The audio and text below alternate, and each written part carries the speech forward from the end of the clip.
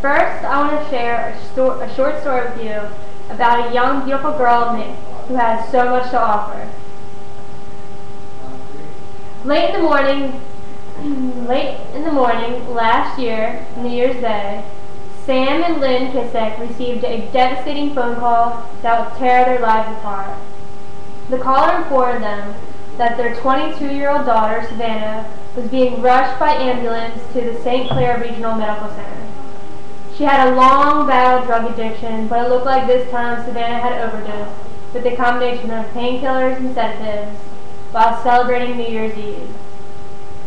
After racing to the emergency room to be by Savannah's side, her parents were met by physicians with grim news, and all he had to say was, "I'm sorry, but she didn't make it." Savannah had just become the latest fatality linked to prescription drug abuse, a fast-growing problem that kills thousands every year. 7 million Americans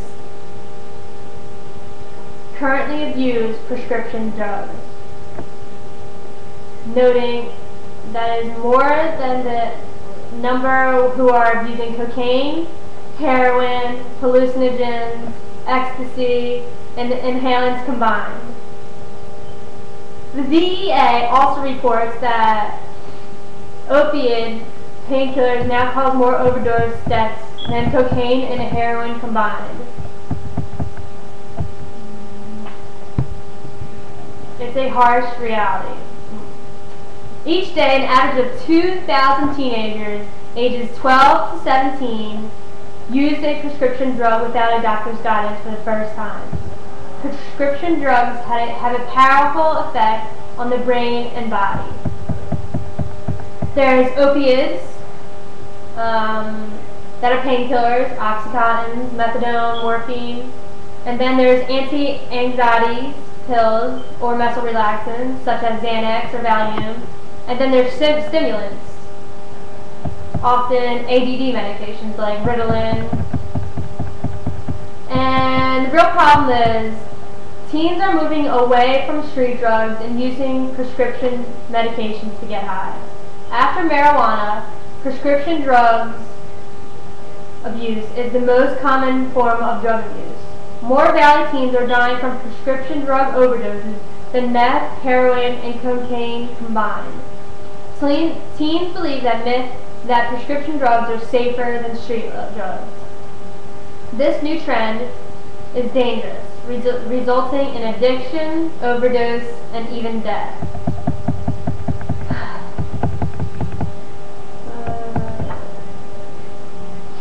Adults think of prescription drugs purely as medicine, but today kids have come up with ways to create effects similar to what they experience with street drugs, from crushing pills, time-release capsules, to doubling or tripling dosages, and even just downing handfuls. Parents are in the dark regarding these drugs' potential for abuse. They're blind to how deadly they can be. Teens often don't even have to leave their own home to get the taste of prescription drug highs. It's not like most parents are keeping unused marijuana or cocaine in the medicine cabinet, but they don't often know what pills they have in their cabinet, the old ones, and pills they just stopped keeping track of. More than 3 in 5 teens say prescription drug pain relievers are easy to get from their parents. Half say that they're a snap to obtain through other people's prescriptions. And more than half say pain relievers are available everywhere. According to the partnership study, 3 out of 10 think these drugs aren't addicting. They are trusted because they're mass produced, they're FDA approved, they're familiar, and even because of nicknames. So, easily availability combined with kids' misconception of the drugs result in the pill popping and why it's become so accepted and abused.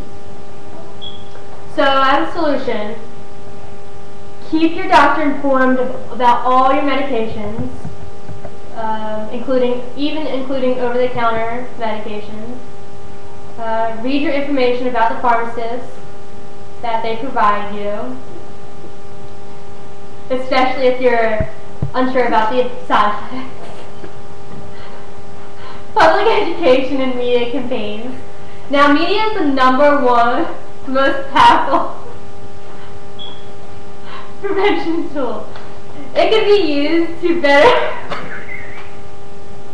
educate the public about the dangers of drugs and to change their attitudes about drug use through direct and indirect communications.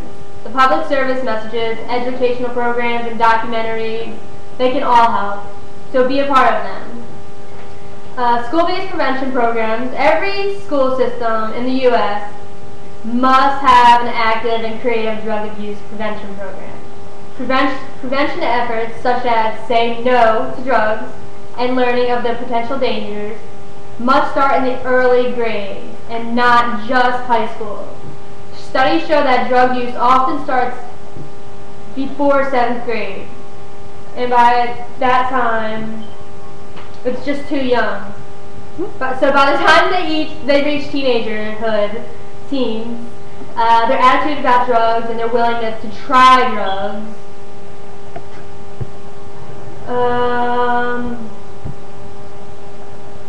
nonetheless, early identification of drug abusing youngsters and swift efforts to